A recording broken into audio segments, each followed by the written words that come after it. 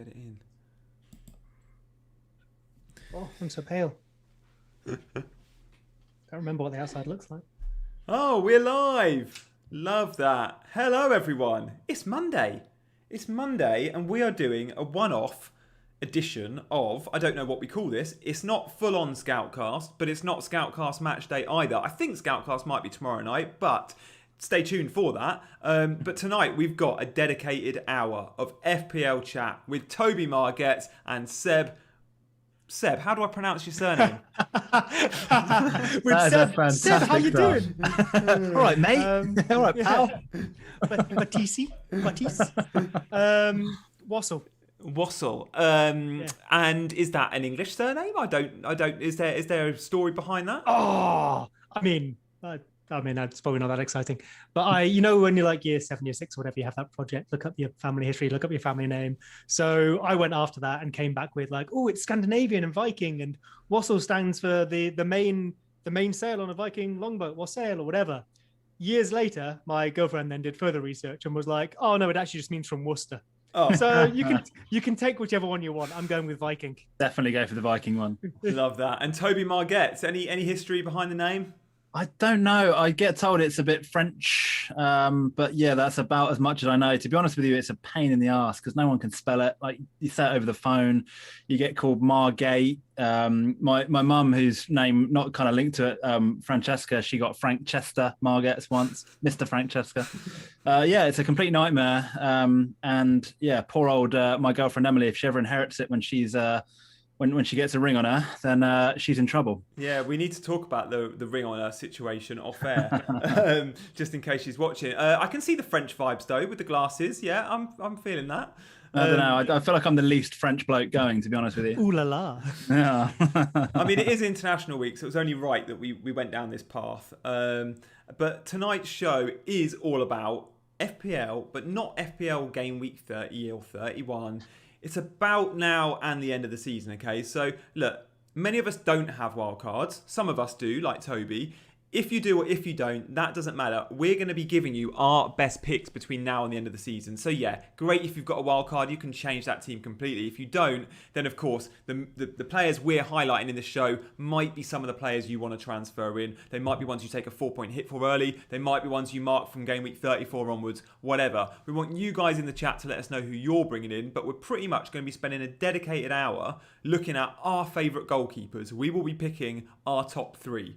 Our favourite defenders, our favourite midfielders, and our favourite forwards. We'll all pick one each from each position. Now, just worth highlighting that if you are on a wild card, many of you might want to do that in game week 31. There's a big fixture swing there. If your team was well set for 29, there is a good chance it will be well set for 30. And if you don't have a wild card, then yeah, just enjoy it and identify those transfers. There are a few teams with brilliant fixtures, so you will see us tonight talking about the same teams over and over. So just to flag them, Seb, do you want to give a few of the teams with some of the best fixtures, no doubt of which we'll be covering a lot of players from those teams, but then some others, because we all know some teams are more fixture-proof than others. Yeah, absolutely. So like you say, just in terms of the pure fixtures coming ahead, obviously, there's some blanks in there as well, which does push people down like Tottenham and Man City. But from the Scout site on the season ticker, we have Liverpool top from now till the end of the season, followed by Wolves, Arsenal, West Ham, Sheffield United, although, take them or leave them, Leeds, Burnley, and then Man United and Chelsea rounding out that top few. Probably worth noting as well, though, that someone like Chelsea, someone like Leeds, those are maybe split. They get better or worse after a certain point. So I'm sure we'll talk about that as well when we come to what we do with those players. Yeah, cool. So let's get started with goalkeepers, shall we? Toby, we'll come to you first. One, because you have your wildcard and you're very likely to be making these transfers. I very much doubt Seb and I are going to be using transfers on goalkeepers if we don't have the wildcard. You're allowed one player only between now and the end of the season in the sticks. Who'd you go for? Well, I'm really glad I got this one and first dibs on this one because I think it's the easiest pick that we're going to talk about all night. It's got to be Mendy at Chelsea. Their fixtures are as good as anybody's. Chelsea have been in absolute lockdown recently. I think, I know, four clean sheets in the last 4, 7 clean sheets in his last 9, 5 bonus points in that time.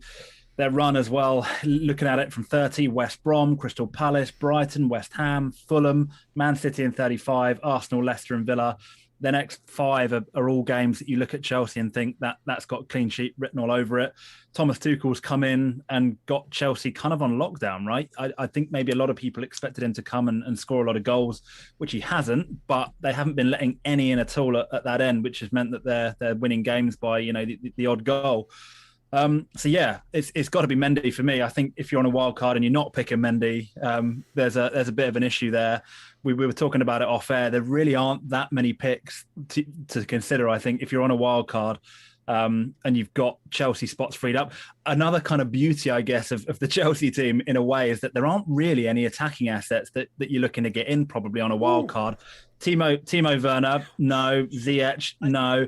They haven't got a number 9 that's banging in loads of goals. They haven't got a really prolific midfielder either.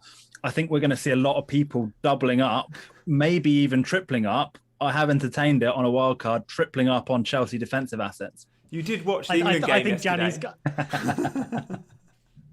Yeah, it's a dangerous game with a big Chelsea fan on live, right? I reckon Gianni's going to pick at least one Chelsea player, and I think of course he is. Midfielder. Yeah.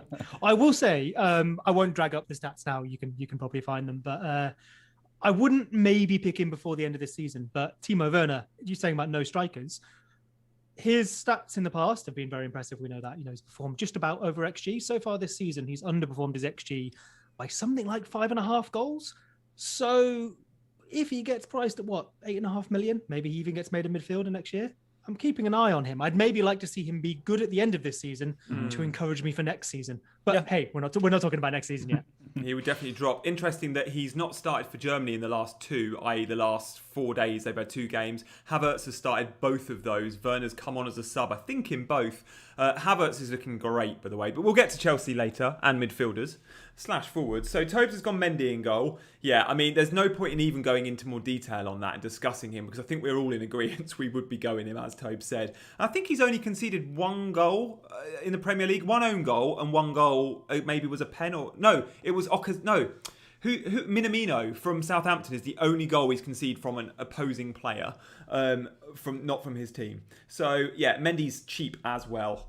And we'll talk about Chelsea defenders, no doubt. Now, he's the one we know it won't be rotated. So, yeah, Mendy nailed. Seb, who you got? So I had a look at goalkeepers statistically first. And again, we all know, Martinez, Areola, Pope are up there for points. If you look at the post-shot XG, which is effectively XG after the shot has been taken, so not the location of the shot, but where the shot is placed on target, and look at the difference between expected goals there and what's actually been conceded, those same 3 goalkeepers come out on top. Worth noting, of course, though, that the more shots you concede, the higher you'd be in that ranking. So you maybe want to look at a ratio. But we have to look at fixtures as well, coming ahead for those people. And I think Martinez, especially, his fixtures really don't look good. So while I own him at the moment, I would possibly be even looking to do him to Mendy. So I've gone hunting fixtures instead. And a player who does appear on that list just after your Meliers and friends is Bird Leno. Arsenal, as we mentioned at the top, have some pretty decent fixtures. They come 3rd in the ticker. If you take Liverpool off this week in 30, so a lot of people wildcarding, you said, might go into 31, you get Sheffield United and Fulham, Everton, Newcastle, West Brom, Chelsea, difficult, but not scoring that many, Crystal Palace and Brighton. I really think there's some good chance for clean sheets there, possibly a few save points, and you're probably struggling to find many better defensive fixtures going, and their defence has improved as well. I think it's a really good point, actually. I think what strikes me as well is that there are a couple of keepers that have a really nice run of 4 or 5 and then not a very good run. And then there are kind of reverse, like we talked about off air. Fabianski has a really nice end to the season. Melier has a really nice end to the season. Edison has a really nice end to the season. And if you can be bothered to kind of plan that far ahead, you probably can make a plan to wildcard to someone like Mendy and then perhaps even look to switch him out in 35. Might seem like a bit of a waste of a transfer, and I can totally understand why people might just want to go keeper, set and forget until 38. But if you can plan your team in such a way where you've got a free transfer knocking around, I do see the value in Mendy until game week 35 and then swapping him out for a Melier or for a Fabianski. Or maybe you do just go for those 2 keepers, Topes. You could have, Melier and Mendy isn't going to cost you an arm and a leg. And at the moment, money's not massively an issue for many managers. Obviously, when you use your wild card, you usually max it. But I reckon I've had between 2 and 5 million in the bank Genuinely, for the last 15 weeks. Literally, I've just not needed it at the moment. So that theme could continue. That's interesting. So if you wanted to go, say, Chelsea and Leeds, Melia and Mendy, let's say you're going to start Mendy most of the time. You have, in terms of tough fixtures, you've got Man City away in 35. Leeds have Tottenham at home, so not perfect, but you could probably go for Melia there, make some saves, maybe a clean sheet. Then the only other real tough one, Chelsea have Arsenal home, Leicester home as well. But in those matches, Leeds have Burnley and Southampton. So that's, without looking too deeply, that's not a bad pair to have. Yeah, just gives you that one extra decision to make each week, which can give the headache. Yes, Leeds could go into it with a good fixture, Chelsea, Arsenal, or Leeds, Southampton, or whatever. And on paper, you go, I should go Melia. But then you go, Chelsea keep clean sheets against everyone. So you get that headache. But I don't mind the idea of the two keeper. So we've gone with Leno and we've gone with Mendy. I think you guys have nailed it. I'm going to just throw a name in that we've not said. I would be going for these guys. I'm actually going to go for the goalkeeper I've got. I do think he's overpriced. But Spurs have been keeping clean sheets. We know that it's Mourinho. He will start at some point. Mourinho will get loads of 1-0 victories. That's not happened yet at Spurs. He will get that if he's around next season, I have no doubt. But the problem with the Spurs defence is the rotation at centre-backs. We know that the first choice pairing, it's Sanchez looks nailed now, but then alongside him, is it Rodon? Maybe. Toby could come in. Likewise, Dyer's been frozen out, but you wouldn't be surprised if he comes back. So who do you go for? Yes, Reguilon is nailed, but then if they get to a semi-final and a final of the Europa, does he play in those games where he's been missing out? And then Davis plays at left back. Likewise at right back, yes, Tanganga's played the last game and according to Spurs fans played well. And Aurier and Doherty, haven't got games. But you really can't. What I'm saying is with the Spurs defence, 8 games left, you can't bank on any of them playing 6+, other than Hugo Lloris. So it's a really good point. Weirdly though, as a Spurs fan, we've talked a lot about how poor they've been defensively all season, and they have been. It really feels that way. Looking at it, though, I didn't realise that they've actually got the joint third best defence in terms of goals conceded in the Premier League, which is kind of quite remarkable. Only City and Chelsea have conceded fewer goals. They're joint with Villa on 30. I know there's a few games in hand knocking around. But yeah, on the face of it, there are 17 teams that have got worse defensive records in terms of goals conceded than Spurs. And yet still a Spurs kind of defensive pick isn't kind of necessarily on the radar for a lot of people. And I think, to be fair, it's down to that point that you made, Gianni, that who you gonna bring in apart from Reguilon and Lloris? No one else is nailed. Gonzalo makes a great point in the chat. Spurs got eliminated from the Europa League, Gianni. There I am saying Reguilon could play in the Europa semis or final. Fair point. I forgot about that. How I forgot about that, I do not know. Of course, Reguilon was missing out in the Europa. What I would say about Lloris, just it's 5 games. In his last 5 Premier League games, he's had a 7, a 9 and a 6. Yeah, he's had a 1 and a 2. But, 3 healthy returns there. Johnny says, what about Edison? Yeah, they've not got the best fixtures. I just think you can find 3 better Man City options than Edison. If you want Man City, cool. I'm going to pick Diaz one later, and Cancelo, I can find 3 better ones. Yeah. And you could probably find 3 better in defence alone. You could argue Stones, Diaz and Cancelo are all better shouts than Edison. Also, Edison really has got a ceiling of 6, right? He's not going to be making many saves in games. City are so defensively good. You're not going to get any bonus points really out of Edison unless he maybe makes a penalty save. So yeah, you're looking at 6 points out of him, whereas Cancelo, Diaz, you're always looking at 1, 2, 3 bonus points, maybe a goal, maybe an assist. Will Edison get a penalty? Sorry, Seb, because it might just happen, right? City have got the league sewn up. They get a penalty in game week 36, 37. Pep's already alluded to the fact that it could be Edison next. Aguero's not on the pitch, so Gundogan and KDB might be, yes. Sterling might be. He's not taking another one. Could Edison step up? No, I don't see it. So apart from it being I know Pep has actually addressed it, and it's kind of funny, but it actually, and I know there was that match where he came to the halfway line, he was passing on instructions, he wasn't trying to take a penalty. So what's the scenario where it happens? It's probably last day of the season. Yeah, you're winning 4-0, last day of the season, the league is wrapped up, you get a penalty in the 65th, 80th minute, whatever it is, and Edison goes up to take it. Is that a massive bit of disrespect to the people you're playing? Who do they have? Let's say it's the last game of the season, Everton. Is that kind of just a rubbing it in? Is that a thing Pep would do? I agree with you. I don't think he would, just through fear of that being a possible kind of narrative. Big, like you say, like he doesn't need to do it. He's got so many good, talented players on the pitch who will also have like one eye on their goal tallies, right? Like people like De Bruyne, Mahrez, Aguero, they know about like goal tallies and assist tallies. Edison never has to worry about that. And yeah, De Bruyne will go, it's a chance for me to look one better on my goal tally this year. And the same for Gundogan or whoever. There might be even a record up for grabs, like a goal difference record or just something. I mean, personal golden boot, probably not, but there might be a record at stake too. Yeah. Okay, we've had good 15 minutes on goalkeepers there. Dr. Pedger says Alisson. Go on, Seb. I was going to say one honourable mention. Alisson, great shout, but I'm going to go for a Liverpool defender. Sanchez, Brighton. We know their stats are ridiculous. Yeah. Their fixtures aren't great. He'll make saves, although I know his save total is actually quite low. Possibly that one you just stick on your bench. Yeah. Look at your fixtures. He's really I think cheap. if you had to use him, he's really solid. Yeah, he also plays in game week 33 when Edison and Lloris don't play. He's got like Sheffield United or something. He's got a great fixture. So yeah, do check that out. By the way, Sanchez was playing for Forest Green Rovers a couple of seasons ago. He's now been called up to the Spain squad ahead of Kepa and David De Gea. Fair play. Southgate tried to get him, apparently. Ariola says, Aaron, yeah, not a bad shout. Fulham have been good at the back. He's my sub-keeper. And we've had a few mention Patricio. MC Moyes does say he's injured. He is. We don't know how long he's out for. He could be back very soon. So check out press conferences for that because Wolves do have great fixtures. And we know in years gone by, Wolves have been very good at the back. Cool. So let's move on to defenders. Guys, you have got one defender only. Put it in the chat. Who are you picking? Toby, you went first last time. So I'm going to come to you, Seb. Who's your defender between now and the rest of the season?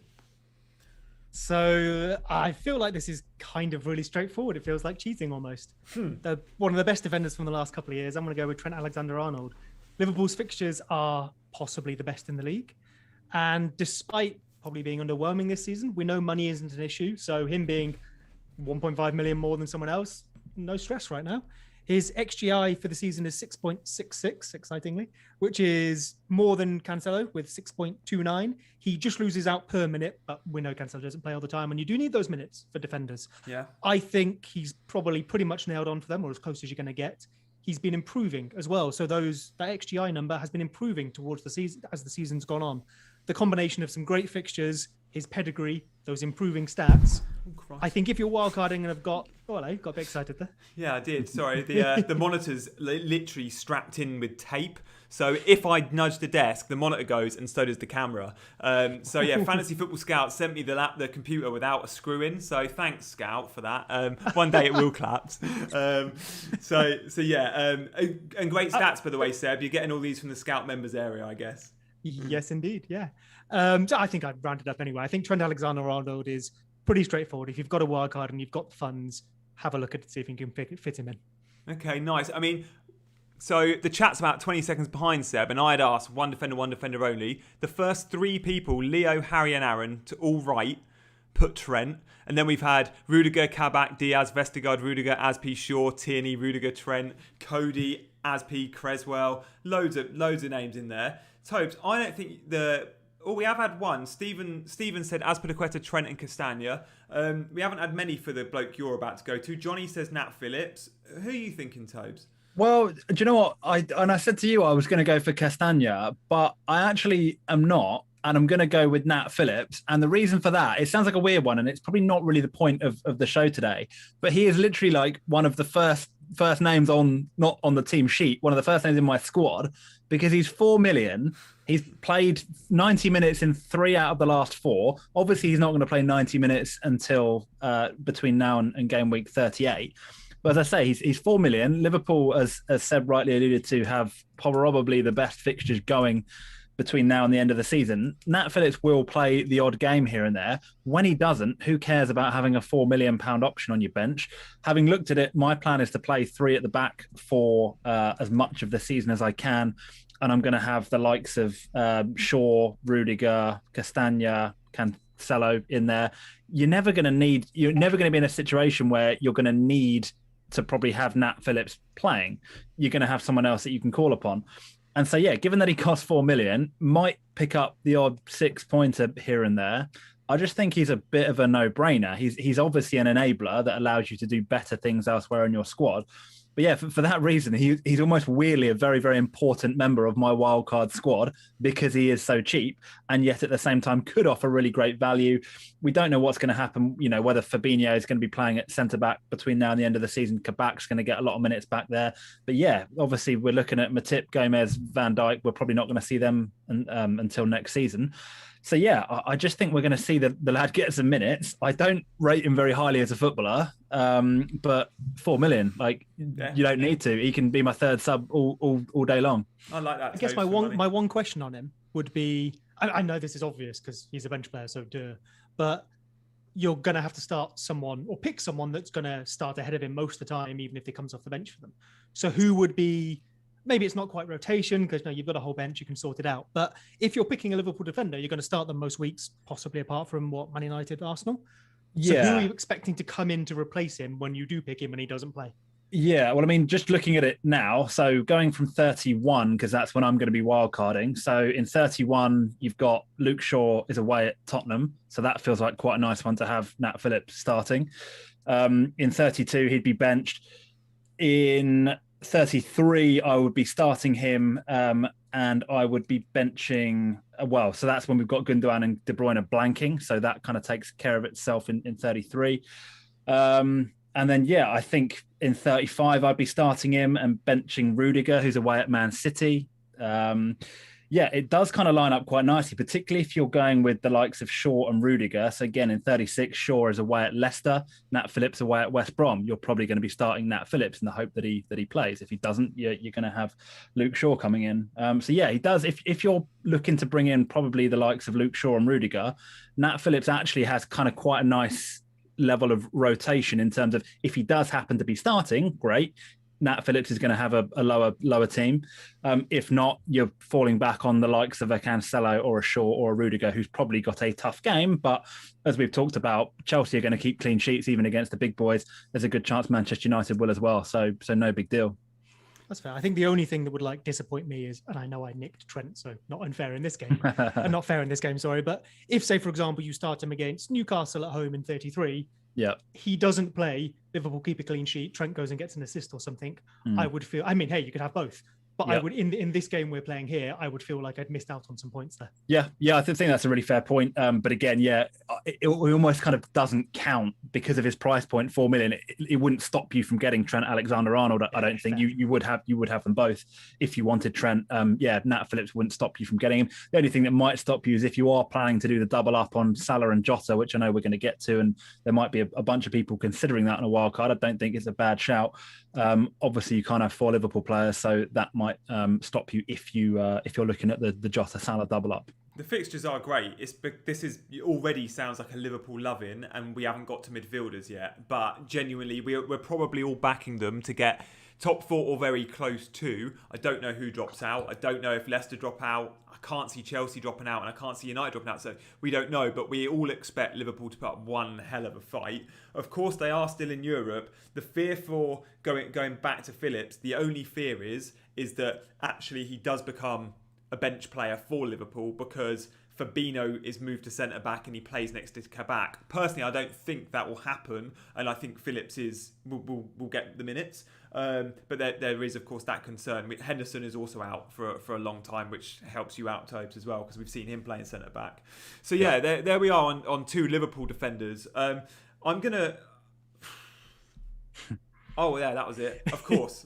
We've already spoken about Mendy and Chelsea back line, but let's just talk about the defenders because we are all looking to target either a Chelsea defender or goalkeeper. And I think there's a lot of transfers this week already for Rudiger. He went up in price last night.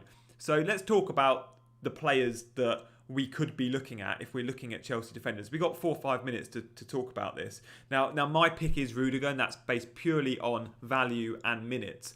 Christensen has done really well in the last month or so since Thiago's been out, but he is back. But they will share minutes because he can't play twice a week. And then Azpilicueta, club captain, I think he missed has he missed any Premier League football since Tuchel took over? I don't think he has. Just looking at Azpilicueta's minutes now. No, he's played 90 every single week since game week 19 and Tuchel came in 20.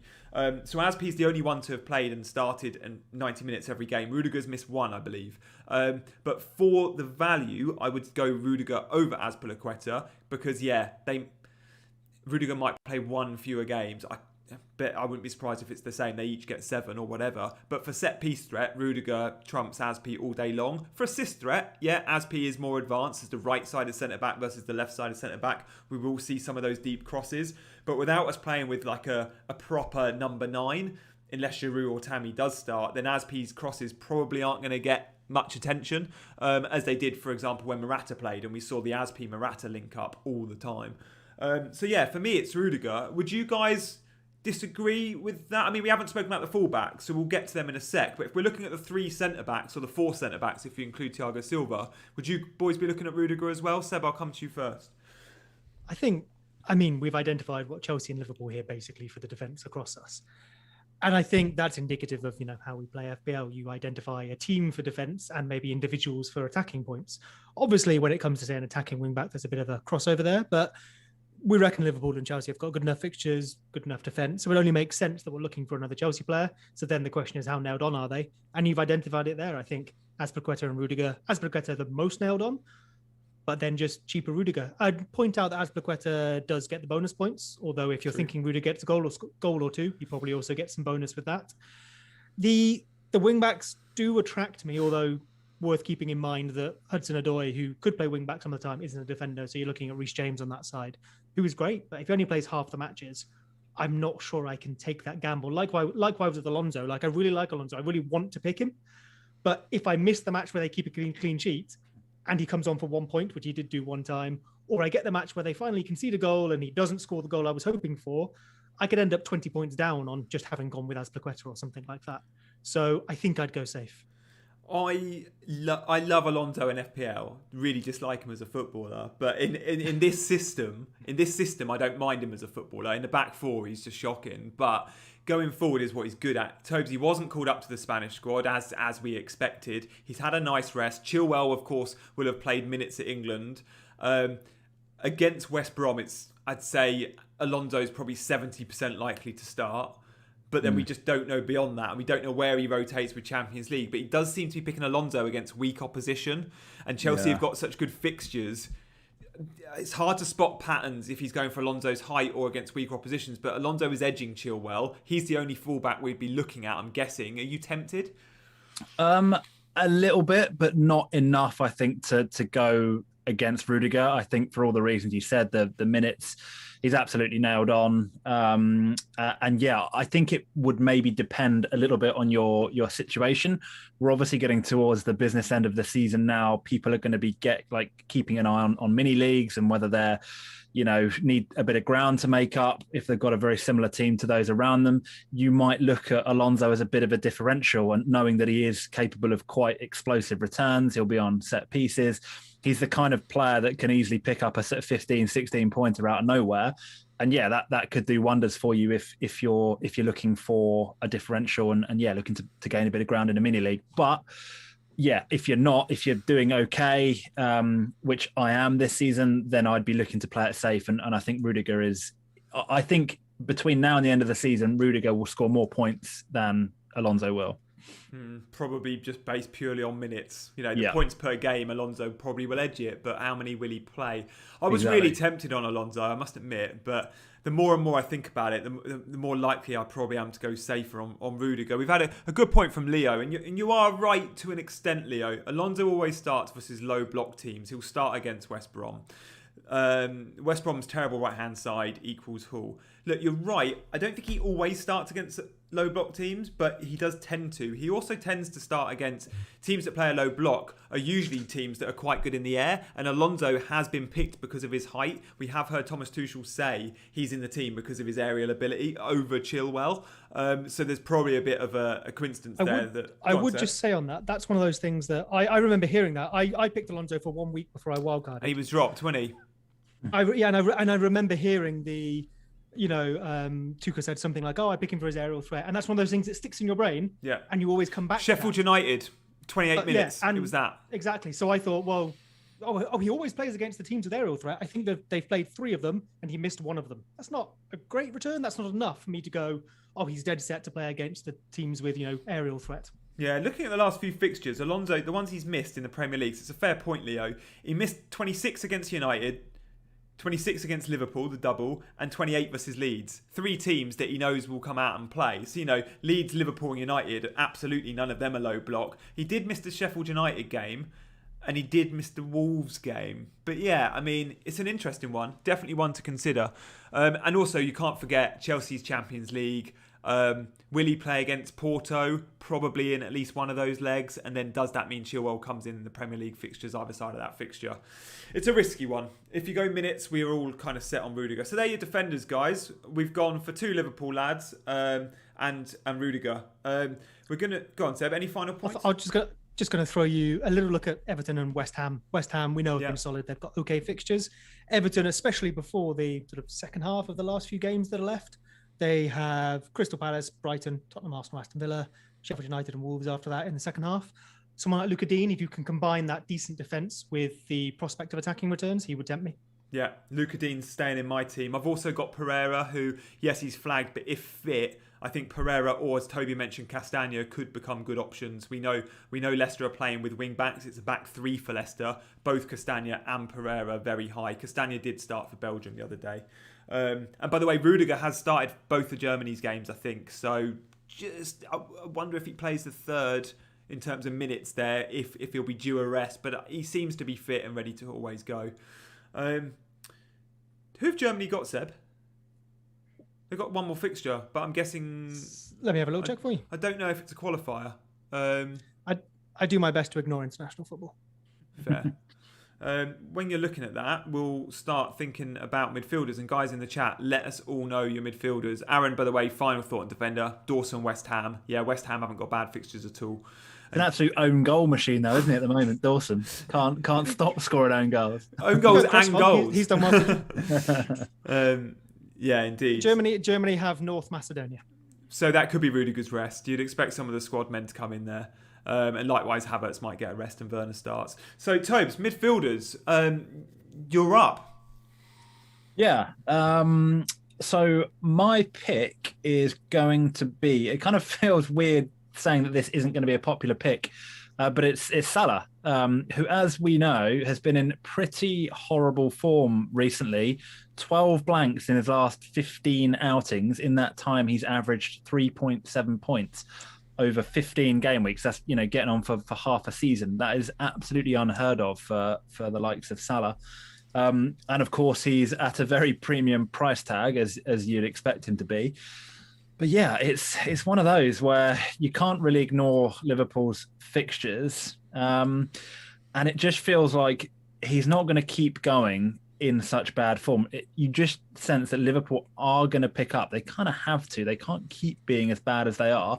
Having said that, I looked at the stats a little bit earlier as well, and Liverpool aren't really creating a huge amount of big chances at the moment, which again is a bit of a concern. So as bonkers as it sounds, like it's almost taken a punt on Salah, which I never ever in my life thought I would say in an FPL context. But yeah, equally, I kind of feel like the way that I'm setting my team up for, like, in my wild card, he'll be really, really difficult to get in if you don't go with him straight away. And there'll be players that you probably don't want to get rid of. You probably won't want to get rid of De Bruyne, for example, out for Salah, because I expect De Bruyne to be doing very well. So yeah, I'm kind of, it is a tricky one, because if you go without him, as we all know, you can sort of do wonders. Like, it frees up so much money, especially if you pick someone that, is 5 million, even 6 million cheaper. You could go with like a Souček. I'm not going to say Mason Mount out of principle. But yeah, like, there's a nagging doubt in the back of my mind that I think I'll find it too stressful to watch Liverpool with that run of fixtures between now and 38 without Mo Salah. I just don't think I'll be able to cope. Seb, can Jota cover Salah's points? Because so many are, and I know Tobes will also be picking Jota, and everyone in the chat saying Jota. He was on the graphic for this. We're thinking we'll all have Jota in a couple of weeks' time. Can he cover Salah's points though, or do you prefer the double up? Because you're thinking just one, right? Yeah, I was. I thought Tobes was going to take Jota then, so now I might need to rethink my pick. No, I think I'll still go, but I think coverage is a bit of a dirty word, you know. Jota can't cover Salah all on his own, probably. He's not on pens for starters. Yeah, it's not necessarily a sensible bet, but that isn't necessarily the decision you're making. You could have both. Or if you have Jota, you then could have, just off the top of my head, Bruno, De Bruyne and Sterling or what have you. I don't think it's a game of can he cover him 1-to-1. I think it's can a Salah squad with no Jota cover a Jota squad with no Salah. Even though I've just said you could have them both, so but I think arguably yes, the Jota squad could come out on top is what I'm trying to put across there. He scored a couple of times for Portugal the other day. He's playing up front as well. We can't forget Jota in this team, when all are fit, it looks like the three is Salah to the right, Jota down the middle, Mane to the left. Firmino's not had the best of seasons. Is there a potential that Jota and Salah make a lot of people look very silly by doubling up on them, which I do think that will be a popular thing, doubling up on the two of them. Liverpool been in horrid form. There's no two ways about it. They're not scoring many goals. They obviously do have a good run of fixtures. But yeah, are we going to be in a position where come game week 35, 36, Salah's still blanking, Jota's not really picked up much, and everybody goes, why on earth did anybody pick Salah? Why on earth did anybody pick Jota? Is that a possibility, do we think? I mean, if we go off the last 4 Premier League fixtures for Liverpool, if Jota was fit, let's assume he starts all of them. I think he started a couple. Sheffield United, Fulham, Wolves. They scored like 3 goals in that run. Like that double up on paper would have looked brilliant for all 3 of those fixtures. But did it work? No, not at all. Blank, blank, blank. Yeah. But then I guess the point is they didn't have one of those players. Oh, we could discuss Liverpool's fortunes and what's happened to their season all day. I guess it's hard to, if we think one of the problems is Firmino not performing, well then if he's replaced by Jota, maybe those performances would have been better. I was just having a quick look at the minutes per XGI. So XGI per minute, obviously to account for the fact that Jota hasn't played nearly as much as Salah and other players. He still comes out worse than Salah, who has 126.4, and Mane is on 157.4, although we've seen his finishing fall off an absolute cliff. He massively overperformed last year, if I remember, or at least overperformed. Jota's down on 213.1, so not far off twice as much as Salah. But then he has played quite a lot less, so it's a much smaller sample size, and probably worth noting how those appearances have come. If he's come off the bench quite a lot, it's maybe a little bit skewed. I think there is a slightly kind of romantic element to it as well. Like we talk about players, don't we, that kind of get better the less they play. And Liverpool have been in terrible form. Jota hasn't played much because of injury. And it's almost kind of like, oh God, obviously like Jota comes back. He's going to be the problem that he's going to be the solution that fixes all of Liverpool's problems. So yeah, Jota, got to have Jota in without an awful lot of kind of evidence in terms of minutes played because he just hasn't played all that much. And also factor in the fact that he scored a goal against Wolves in their last game.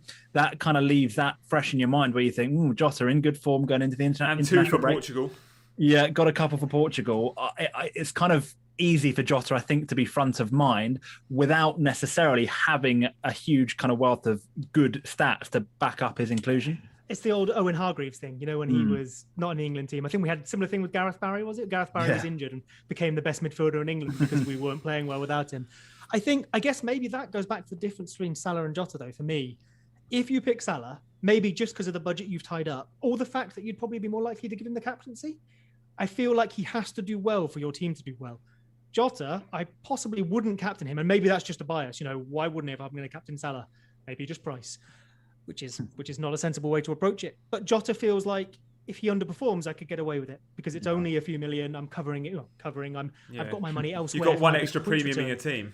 Yeah, if I'm going for Salah, I need those points. Yeah, let's play a little quick game here. Scout, by the way, check them out on Instagram. They posted about Jota and Liverpool's attacking players in terms of the percentage of goals they've scored when that player was on the pitch. So, Mo Salah, 49%.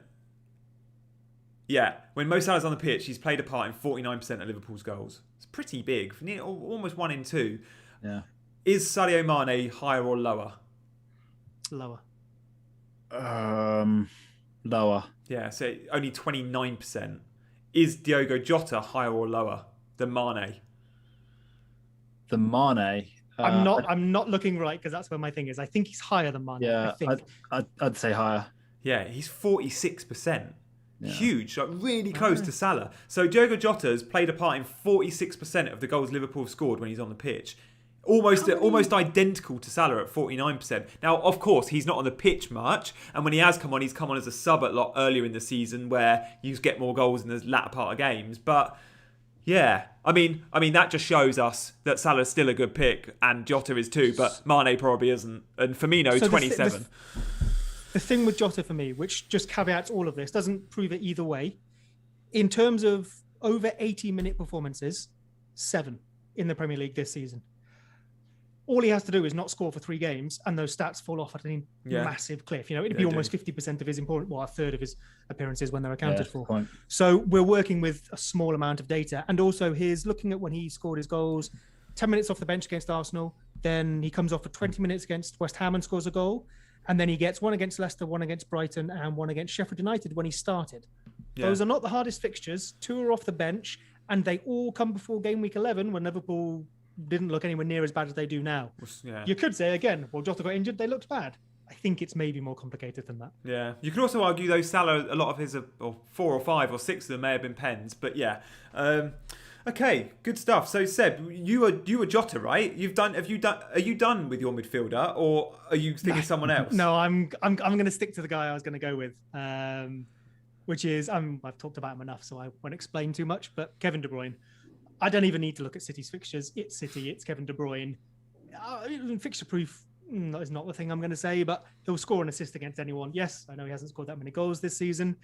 Aguero maybe is on penalties. Could be De Bruyne. If he's on Worth the pitch. noting though, that, yeah, exactly. If he's not on the pitch, I think it's De Bruyne ahead of Gundogan.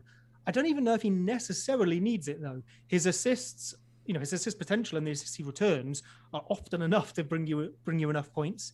In terms of XGI, he's in the top 4, top 5, I think, for the season. But minutes per XGI, to go back to that one, he is only behind Bruno Fernandes, who's on 120.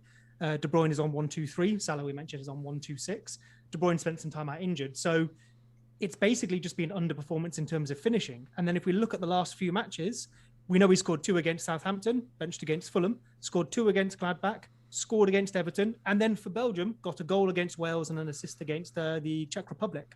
So if form is your kind of thing, I think he might have turned his goal-scoring form around. Yeah, he does. And he did play as the number 9 in City's last game, I think it was. So, yeah, we can't underestimate that higher up the pitch. And, of course, we'll always get some of De Bruyne as number 9. And don't always think it's false 9, guys. Sometimes when he plays as 9, he plays as 9. He's not always false 9. Seb, sorry, just very quickly while we're on City, I'd be interested to get you guys' opinion on Gundogan on a wild card, because obviously everyone's got Gundogan, and if you're not wild carding, you're not getting rid of him. If you are wild carding, there is a possibility you might get rid of him. Do you get rid of him on a wild card? He's in my wild card team. I'm kind of looking for reasons to not have him in my wild card team. And I can't really find too many. All right, question for you both. 1-word answer. 8 Premier League games between now and the end of the season for City. Might be 9, can't remember. Let's go with 8. How many starts does Gundogan get? 6. 7. How many starts does KDB get? 7. 7. And Foden? Ooh, 4. 3. Wow, okay. So my thoughts on that are 7 KDB, 6 Gundogan, 6 Foden. So I still think that Gundogan and Foden are both brilliant options because of their price. As long as you've got a squad, these guys will either play 90 or they won't play at all. There might be one game where each come on for 10, 15 minutes if they need that goal. But if they are winning that game comfortably, which we often think City will be, you won't get a huge amount of sub-appearances from them because Pep is giving guys 90 now. He's rotating players a lot, more than ever, but he's giving his attacking players 90. It's worth noting that Pep has almost switched early in the season. I think it might have been one of the double game weeks when he benched, was it Stones or Diaz or whatever, and then they came on for 10 minutes. He's done that, throughout his Man City career. If Sterling's on the bench or Foden's on the bench, they'll come on for the last 10, which can be frustrating. As you say, I think in the last little while, he seems to have switched to, he's only making 2 subs, sometimes 1 sub a game, but he changes like 8 of the players that are starting. So everyone's getting the same amount of minutes, give or take. He's just doing it a bit differently, possibly in a slightly better FPL way. Yeah. I think it's the price, isn't it, with Gundogan as well? He's not prohibitively expensive. If he was at like a Mahrez price, 8.1, a couple of million more, I think you maybe might consider going someone else. But at 6.1 million, it just seems bonkers to take him out. And you didn't pay 6.1 for him either. He's way better value than that, isn't he? We all paid 5.5 for the guy. Like, absolutely. Yeah. I'm with you there, Tobes, and I think we're all in agreement. I was actually going to use this slot to talk about Foden. I'm not going to because we're kind of getting there, but I own Foden and I'm happy keeping him. Do I think he'll miss a couple of games? Yeah, but I think he'll start 5 or 6 of them. And De Bruyne, we all went 6, 7 out of 8. My question to you, Seb, and Tobes, because I know you're planning on bringing De Bruyne in on a wild card. What if De Bruyne gets 5 or 6? Knowing he will play and start all these cup games. He will start every Champions League game. It will start the FA Cup games, quarters, semis and final. They'll get there. And then he'll start the League Cup final against Spurs. Does he need to miss more than the one game you both guys have quoted? He'll get 7, 6. I'm thinking maybe 5, you know? I've got big Nat Phillips on the bench, mate. So have no fear. On a serious note, it's a bit of a concern. I think mainly because of his price. You know, it's a premium price because he's a premium player. But yeah, I'm kind of with Seb. I feel like I'm a little bit biased towards De Bruyne. Like I'd like him so much as a player. He's been so good to me as an FPL asset. He's just not one of those players in my 15 that I think I'll be worried about. I'll have him in my wild card, and unless he gets injured, he won't be leaving it. And I'm not going to be too fussed if he misses 2 or 3 games. I'll have a couple of players on my bench, including Nat Phillips, who can hopefully step up. And I think I can swallow a couple of benchings. Seb, a concern for you or not? I mean, Pep Guardiola historically, his best 2 or 3 players, his Messis and his Puyols at Barca, they didn't miss minutes. De Bruyne in years gone by, he doesn't really miss minutes. Are you thinking same again? Yeah, I mean, you make a good point with the cups, and I guess if the league is wrapped up and they don't have, like a few years ago, they were going for the Centurion thing, so it was still their best team each week. Yeah, maybe, I think I said 7 out of 8, so maybe that's slightly ambitious, but even in 6 out of 8, do I think he outscores who else I would have picked in this slot? Yeah, probably. And as we've just said, if he doesn't start, I don't think he's coming off the bench. Fitness providing, if he doesn't get injured again, I think I get, say, 90 minutes, and then I get someone off the bench. We've got money to make a decent bench. So, yeah, I think 90 minutes from KDB is better than 90 minutes from pretty much every other midfielder. Give or take, Bruno in the league. Yeah, fair point. Okay, good stuff. Guys, so far we've got Salah and we got De Bruyne, 2 big premiums. FPL family, Lee is watching. Hello, mate. If I'd known you were around, could have got you on as a 4th face. But yeah, I know you're a big Salah fan, and he makes a good point. Liverpool may be undermotivated in the league, but Salah will have an eye on the golden boot. And of course he will. It's Mo Salah. If anyone is thinking golden boot in our league that we all know and love, it's Harry Kane and Mo Salah. And they're 2 that, come game week 36, 37, 38, if they're in touching distance, they'll be really gunning for it. So I've not made my selection, but we've spoken a lot about Jota, so I'll go Jota. But I do want to just very quickly mention the City boys, Gundogan and Foden again. At that price, I think they're both very, very good. And Toes mentioned Mahrez, when you go up to that bracket, maybe you don't risk that because of the benchings. And De Bruyne, we know there's value there. But because Foden and Gundogan are around that 6 million bracket, I currently own both, and I'm guessing most of you out there will own Gundogan. I think you hold. I really do, because when they play, they score goals way more, not just more than everyone. And I say it all the time, and I hear myself saying it. City score more goals than everyone. It's insane more numbers than everyone. It's insane more chances than everyone. So cover these guys. Would it be prudent, do you think, given that City blank in 33, most people who are wildcarding will be doing so in 31, is it prudent to only have 2 City players in your wildcard in 31, knowing then that you haven't got 3 blanking in 33 and possibly some other blanks if you've got a Tottenham asset, and then bringing in your 3rd City player in 34? Is that something to keep an eye on? Or do you just go 3 City players in against, you got Leeds and Villa in 31 and 32. You want to have 3 City players in those 2 fixtures. You can deal with 3 blanks from City players in 33. The only thing I'd say about a plan like that on a wild card And this is a clumsy point, so don't take it as a rule, but playing a wild card and then immediately planning for transfers. Yeah, you're bookmarking. Often seems to end in a bad, not saying you shouldn't do that, but you are maybe going, I'm hoping for no injuries. I'm hoping for no massive changes in performance or team shape. You could probably get away with it. If you wildcard in 31 and make a transfer in 32, okay, you've only got to survive 1 week. Maybe you're just taking a 1 week punt or what have you. But, people often start the season with, a game week 1 team and then they plan to make a couple of transfers.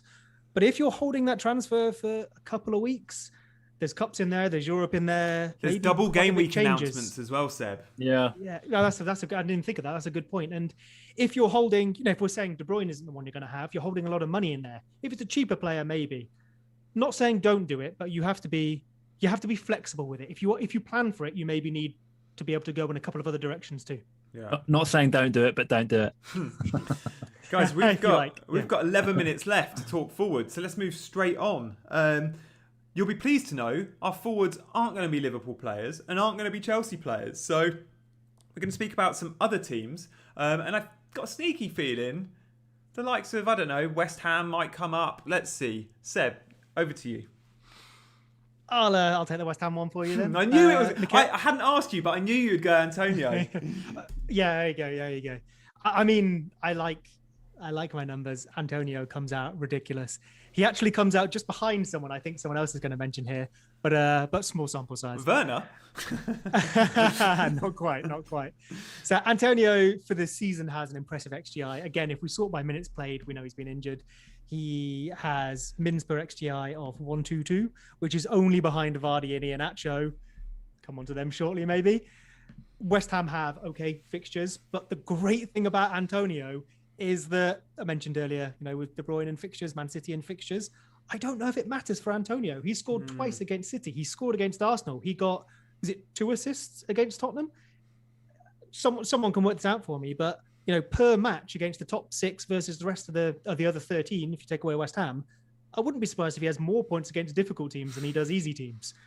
And he actually has underperformed his numbers, which feels a tiny bit like, do you remember about this time last year when everyone was calling about his XG, but the fact he wasn't converting it and then he scored 4 in a match? Against Norwich. I'm not saying that's happening again, but you have that upside. I feel like you're going to get more points than you expect, not fewer, if he stays fit. Yeah, fair point. I think we all love it, Antonio. We didn't mention Lingard in the midfielders. If we had, and there will be a lot of managers out there that have perhaps gone Lingard that will be put off by Antonio. They're not ready for the double up. Personally, I don't think I would want the double up in my starting 11. Seb, what are you thinking? The only thing with Lingard is I really don't want to go to last week's captain debate. We had that over the international break. If you got points, you made a good call. Fair play. The XG, go on. Lingard got those points from 0.16 XGI, which is just not sustainable. His stats for the points he's got so far this season for West Ham as well he's been massively outperforming it. Not saying he can't continue that, and there's only a few games left. So if this does average out, it could take a long, long time. He's not. But Antonio doesn't finisher. need to do that. Like Lingard's finishing has been brilliant to get those points off that XGI. But we all watched him against San Marino and his 10 chances, his 8 chances on target. He weren't brilliant. Of course, he's just smashed it for West Ham, and that fair play to the lad. If it's a choice between the two of them, get the one that isn't getting lucky. Yeah, fair. Tobes, who are you going for? I am going to go for Iheanacho. Kind of flavour of the month. Feels a bit feels a bit easy and a bit obvious, but it's just really difficult to ignore him at the moment, isn't it? Hat-trick last time out against Sheffield United. That makes it 5 goals in his last 4 appearances. We talked about it off air, didn't we? We know that when Maddison and Barnes come back, his minutes are going to be limited. If one of him and Vardy are going to drop out, it tends to be Iheanacho. Vardy is, Mr. Leicester club pro veteran. But yeah, I just think as possibly even a short-term punt, there's a case to be said for starting with Iheanacho on your wild card, moving perhaps to Antonio a little bit later. West Ham continue to have really good fixtures, whereas Leicester's do perhaps, I was going to say Leicester's tail off a bit, but they actually really don't. So I don't know. Hold on. Is Tobes picking 2 players per position so far? I keep hearing, well, I'm going to pick this one, but I'm going to switch here. If someone tops up the points afterwards, this is cheating. You should. In fact, you can read Toby's thought process every game week on fpldiary.co.uk. And in his last chapter of our 200 words each week, he usually goes, I'm not sure what captain I'm going to go for this week. I've got about 7 good options, and he lists them all. Yeah, what can I say? He's doing better than both of us. So my teams are so well planned that I have 7 captain options each week. What can I say? I've got a benching headache, and I've got a captain headache. Mate, I'll tell you what. We can do some private tuition if you want after this. What can I say? My one player will be Iheanacho. I like him. He's banging form. He's a differential. Like if you're wildcarding, obviously it's a good opportunity to get some differentials in there. I don't know. I feel like if I didn't have a wild card, I probably wouldn't be going for him. He feels like a bit of almost kind of like a luxury pick somehow. But yeah, the man's banging form, and difficult to see past him, I think, on a wild card. So you'll be wild carding ahead of 31. So you'll be picking him for the West Ham fixture. Yeah, seems okay. I mean, West Ham been good at the back. West Brom. Oh no, sorry, you're right. West Ham in 31, isn't it? West Brom in 32. Yeah, sorry. Don't they blank in 32? Leicester? No, they got West Brom in 32, Palace in 33, Southampton in 34, Newcastle in 35. Their fixtures are sensational. That's so bad. Nice. And like you said, if you do transfer him out in the last 3. See, yeah. I've got blank, but that's obviously wrong. And that is the FPL website. I know that's wrong because I remember thinking it's City, Spurs, Fulham, and one other team that I didn't care about. So that's really weird that they've given me Leicester blank. I've been looking at the Scout ticker, and that has West Brom in 32. The Fantasy Premier League website has West Brom TBC. So me taking the international break off, maybe I've missed why that's the case. Something maybe has been announced, and I think isn't it possibly to do with like a Ben Crellin master show where the fixture is like 98% likely to go ahead? I've got it. It's sorry, Tobe. Sorry to interrupt you. It's not City in 32 that blank, is it? They blank in 33. It's the FA Cup games. They're going to be moved midweek. So Man City, for example, they've been put on as they're blanking in 32 and 33. We know they're not. The 32 fixture will just be moved earlier. Will still fall under the current 32 game week. That's rubbish. It's all FA Cup and their opponents, and there is a free midweek for those fixtures already planned in. I just don't think the Premier League have put them in because of TV rights. Nice one. Okay, cool. So Iheanacho, fair.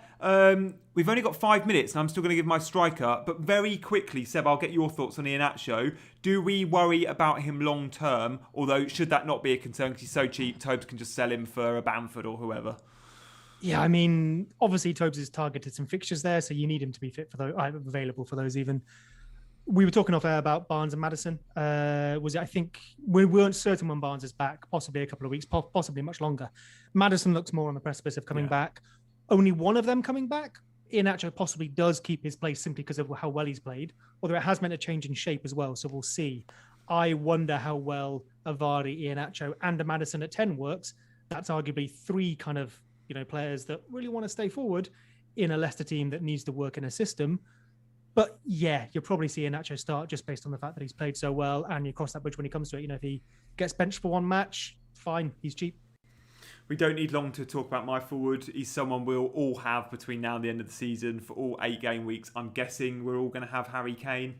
I mean, it's Harry Kane. If you're picking one Spurs attacker, you forget Son, you forget Bale, and you do go Kane. I know there's loads that will still be looking at a double up. I'm not convinced Spurs are playing good enough football and are scoring good enough goals against mediocre or good opposition to justify that. But to justify the double up, what I would say, the beauty of Harry Kane is in game week 30, Newcastle, in game week 34, Sheffield United, in game week 35, Leeds, game week 36, Wolves. I think also, all these are captainable. Is my point. Like, there's 5 games there. You're probably captaining Kane. On that note as well, there will be people with the triple captainship floating around still, and there is a double game week that's going to be booked in with Tottenham, Southampton, and I think a lot of people, myself included, will be looking at that for a Harry Kane TC. Sorry, Tobes, I got excited and shouted. No, you crack on. Cheers, mate. Maybe we know the answer to this, but we've all picked, we've basically got 12 players, so we've nearly picked a 15. If you had to captain one of the players that we've picked for the rest of the season, who is it? All day long, isn't it? Sir Harold. Yeah, it's probably Harry Kane. Possibly you could throw in Bruno in there because he's going to play 90 every week and he's very, very consistent. But we haven't picked Bruno Fernandes. That's true, yeah. But our team has no Bruno. He is in my wildcard. He's my 48th pick today. What we all love about Kane is not only does he usually play 90 every week, but Spurs aren't in the Europa, they're not in the FA Cup. Harry Kane is going to be quite fresh for a lot of these games, which we don't see. Golden Boot as well. He's the joint top scorer. He's going to want to win that Golden Boot, so he's going to be very motivated. Yeah, all day long. So there's so many reasons to hold Kane. No one's looking to sell him. Excuse me, I think his value's shot up more than any other player this season. Maybe there's one higher. I think he's on like 1.2 growth. I think it's looking likely that Son is going to be fit for the first game back after the international break as well, which bodes well for Kane and his assists. So, there's really... We looked on the Scoutcast recently about how Son's gone from, that sort of goal scorer to a creator role. And we possibly saw them missing that last time out. Yeah, definitely. Good stuff, guys. So to summarise, our keepers, we picked three. We went Mendy, we went Leno, and we went with Hugo Lloris. Our defenders, we went Liverpool lads, Trent and Phillips, and a bit of Chelsea loving with Rudiger. And then in midfield, we stuck with the Liverpool theme. We went Liverpool player number 3, Salah, Liverpool player number 4, Jota, and Seb gave us KDB. And then up top, I went Harry Kane, Tobes went Iheanacho, and Seb, you went with, of course, your boy, Mikel Antonio. Good stuff. Seb, when can we hear more of you? When are you back on this channel? So we have the Scoutcast tomorrow night, although that might not be me, so that'll be much nicer for everyone. I suspect we'll be watching some football sometime soon though, right, Gianni? Yeah, I think so. This weekend we got some good fixtures, so we'll be looking at maybe the late Sunday game featuring United, but do United Brighton on Sunday the 4th might be our Scoutcast match day. Haven't quite decided, but do like this channel, but subscribe, you'll get the notifications. Follow us on Twitter and of course Scout on Twitter, and you'll see us previewing the Scoutcast match day. If you're new to this show, loads of you have been watching tonight.